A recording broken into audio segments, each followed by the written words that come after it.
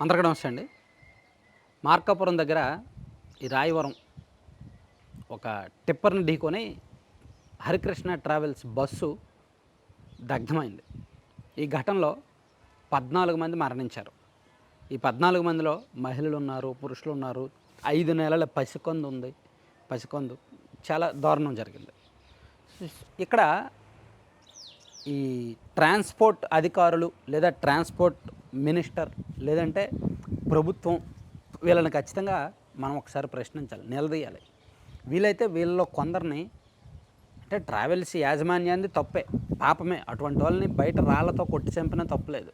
కానీ అధికారులు ఏం చేస్తున్నట్టు, ట్రాన్స్‌పోర్ట్ డిపార్ట్మెంట్ ఏం చేస్తున్నట్టు, కరప్షన్, బీభత్సమైన కరప్షన్. మొన్న 3 నెలల కిందట కర్నూలులో ఒక ప్రైవేట్ బస్సు దగ్ధమైంది కదా, 4 నెలలు అయింది, 3.5 నెలలు అయినట్టుంది. ఆ ప్రైవేట్ బస్సు దగ్ధమైన తర్వాత నెల రోజుల పాటు విపరీతంగా హడావుడి చేశారు. అవునా? విపరీతంగా రాష్ట్ర వ్యాప్తంగా ప్రైవేట్ ట్రావెల్స్ అన్నింటినీ హళ్ళెత్తించారు. మొత్తం అన్ని ప్రైవేట్ ట్రావెల్స్ చెక్ చేస్తారు. ఫిట్నెస్ అని మొత్తం లైసెన్సులు ఉన్నాయా లేదా, చలానాలు క్లియర్ చేశారా లేదా, ఫిట్నెస్ ఏంటి, వీళ్ళ అనుమతి ఏంటి, కాలం చెల్లిన బస్సులా ఏంటి మొత్తం చెక్ చేశారు. మరి అలా చెక్ చేసినప్పుడు ఈ హరికృష్ణ ట్రావెల్స్ బాగోతాలు బయటపడలేదా? వీళ్ళదేమో అరుణాచల్ ప్రదేశ్ రిజిస్ట్రేషన్ ఉంది, ఇక్కడ తిప్పుతున్నారు, ప్లస్ అనుమతికి మించి తిప్పుతున్నారు. అన్నీ కూడా కాలం చెల్లిన బస్సులే. ఎక్కడో ఇతర రాష్ట్రాల్లో తిరిగే బస్సులను సెకండ్ హ్యాండ్లో కొనుగోలు చేసి దాన్ని రిపేర్లు చేయించి ఈయన తిప్పుతున్నాడు. వెంజమూరు, కలిగిరి, పామూరు ఈ ప్రాంతాల నుంచి రోజు హైదరాబాద్ వెళ్ళి వస్తుంటాయి ఈ బస్సులు.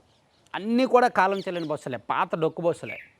వాటిని ఇతర రాష్ట్రాల్లో ఆల్రెడీ ఒక 10 ఇయర్సో 12 ఇయర్సో తిరిగి సెకండ్ హ్యాండ్లో వాళ్ళు అమ్మేస్తే ఈయన కొనుక్కొని నడుపుతున్నాడు అనమాట.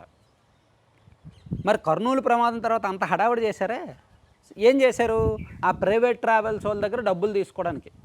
ఇప్పుడు చూడండి, ఒక ప్రమాదం జరిగింది అనుకోండి, ట్రాన్స్పోర్ట్ డిపార్ట్మెంట్ వాళ్ళకి ఇంకా పని పడుతుంది అనమాట. వాళ్ళు అప్పుడు ఏం చేస్తారు, అన్ని ప్రైవేట్ ట్రావెల్స్ని చెక్ చేస్తారు. దాంతో ప్రైవేట్ ట్రావెల్స్ వాళ్ళందరూ భయపడిపోతారు. అయ్యో ఏదో ప్రమాదం జరిగిందండి, దానికి మా అందరి మీద ఎందుకు పడతారు అని చెప్పి తలొక కొంత ఇచ్చుకుంటారనమాట. అప్పుడు ఆ సమయంలో దాదాపుగా ఒక 10-15 కోట్ల వరకు చేతులు మారాయని అంటున్నారు.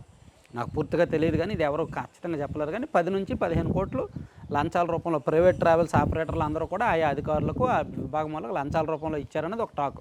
సరే, అది కాసేపు బయట పెడతా. అలా ఇచ్చారు కాబట్టే ఈ పాపం మళ్ళీ అలా తీసుకున్న వాళ్ళందరూ ఈ 14 మంది ప్రాణాలు కోల్పోవడంలో భాగస్వాములే.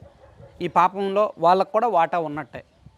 సో 3 నెలల కిందట ప్రమాదం జరిగి ప్రైవేట్ ట్రావెల్స్ అన్నీ కూడా రూల్స్ ప్రకారం నడవట్లేదని తెలుసుకొని, సో ఈ హరికృష్ణ ట్రావెల్స్ ఓనర్ పేరు హరికృష్ణారెడ్డి.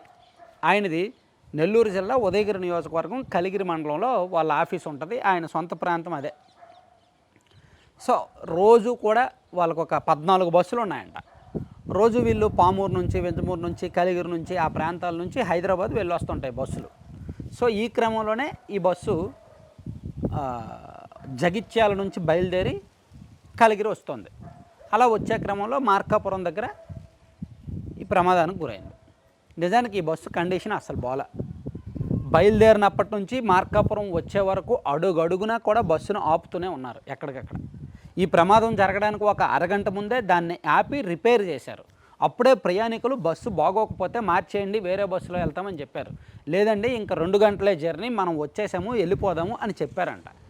చెప్తే అయినా సరే వెళ్ళారు. వెళ్ళి ఎదురుగా ఒక టిప్పర్ వస్తుంది, బస్సు ఇలా వెళ్ళింది, స్టీరింగ్ తిరగలేదు, స్టీరింగ్ స్ట్రక్ అయిపోయింది, తిరగలేదు. దాంతో ప్రమాదం జరిగింది.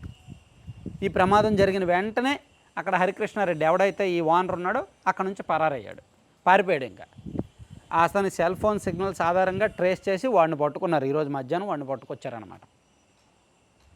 అంటే ఇక్కడ పాపం ఎవరిది? ట్రాన్స్పోర్ట్ డిపార్ట్మెంట్ వాళ్ళు ఏం చేస్తున్నట్టు? ఫిట్నెస్ లేని బస్సులు ఎందుకు తిరుగుతున్నట్టు? కాలం చెల్లిన బస్సులు ఎందుకు తిరుగుతున్నట్టు? కండిషన్ బాగలేని బస్సులు ఎందుకు తిరుగుతున్నట్టు? అలాంటి బస్సులు తిరుగుతున్నాయి. ఒక ట్రావెల్స్ బస్సు స్టీరింగ్ స్టక్ అయిపోవడం ఏంటండి? ఒక ట్రావెల్స్ బస్సు దారి మధ్యలో మాటిమాటికి ఆగిపోవడం ఏంటండి? ఎంత డొక్కు బస్సులు తిప్పుతున్నారు? సో ఆ మాత్రం బుద్ధి ఉండక్కర్లేదా? సో అందుకే ఈ 14 మంది ప్రాణాలు బలి అవ్వడంలో ట్రాన్స్పోర్ట్ డిపార్ట్మెంట్ వాళ్ళ పాపం ఉంది, వాళ్ళు భాగస్వామ్యం ఉంది.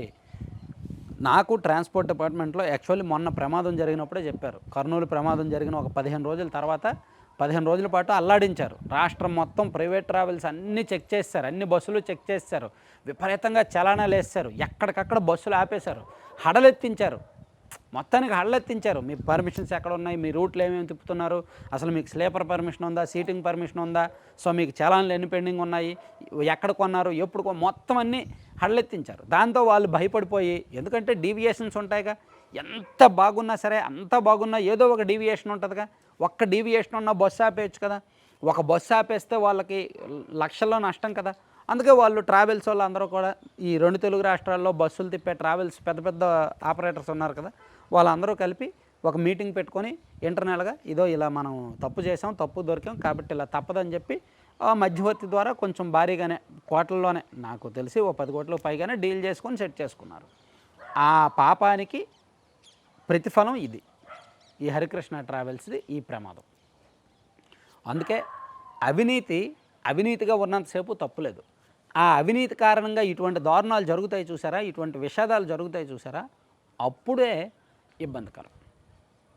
లేదు మేము ప్రైవేట్ ట్రావెల్స్ నుంచి లంచాలు తీసుకోవట్లేదు అని చెప్పి ఏ ఒక్క ట్రాన్స్పోర్ట్ డిపార్ట్మెంట్ అధికారైనా సరే బయటికి రాగలరా? లేదు ప్రైవేట్ ట్రావెల్స్ వాళ్ళు మాకు లంచాలు ఎవరు, మేము తీసుకోమని చెప్పి ఎవరైనా బయటికి రాగలరా? ట్రాన్స్పోర్ట్ డిపార్ట్మెంట్లో ఎవరైనా సరే ఒకసారి రండి చూద్దాం. ఎందుకంటే ప్రైవేట్ ట్రావెల్స్ నడవాలంటే డీవియేషన్స్ ఉంటాయి. డీవియేషన్స్ ఉన్నప్పుడు ఖచ్చితంగా వీళ్ళని మేపాలి. అందులోకి ట్రాన్స్పోర్ట్ డిపార్ట్మెంట్ వాళ్ళకి ఈ మధ్య ఇన్కమ్ తగ్గిందంట. ఈ లైసెన్సుల విషయంలోనే ఇదంతా ఆటోమేషన్ తీసేశారు కదా, ఆటోమేటిక్గా పెట్టేశారు కదా, మాన్యువల్ తీసేసి, కాబట్టి ఇన్కమ్ తగ్గింది కాబట్టి వీళ్ళ మీద పడుతున్నారనమాట. సరే, ఇంక ఇంటర్నల్గా చెప్పాలంటే బోల్డ్ ఉంటాయి, ఇలా కానీ చాలా పెద్ద పెద్ద తలకాయలు దీనిలో ఇన్వాల్వ్ అయ్యి ఉన్నాయి. సో చూద్దాం. Thank you. సో ఈ విషాదానికి కారణం మాత్రం ఆ పాపమే. దీనిలో ప్రతి ఒక్కరూ భాగస్వాములే. Thank you.